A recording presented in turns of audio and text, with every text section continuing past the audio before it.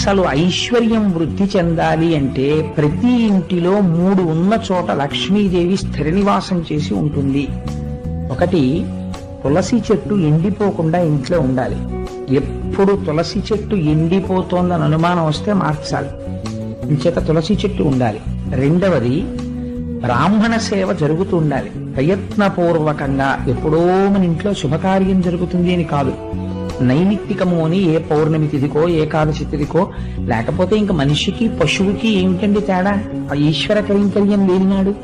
అందుకని బ్రాహ్మణులకి సమారాధన చేయడం అని, వేదం వినడం అని, ఇలాంటివి చేస్తూ ఉండాలి. మూడవది, లక్ష్మీదేవి యొక్క స్థిరమైనటువంటి నివాసాన్ని ఎవరు అపేక్షిస్తున్నారో అటువంటి వాళ్ళు తగినంత కారణం లేకుండా పగటిపూట ఇంట్లో అదే పనిగా నిద్రపోయే తత్వం ఉండకూడదు.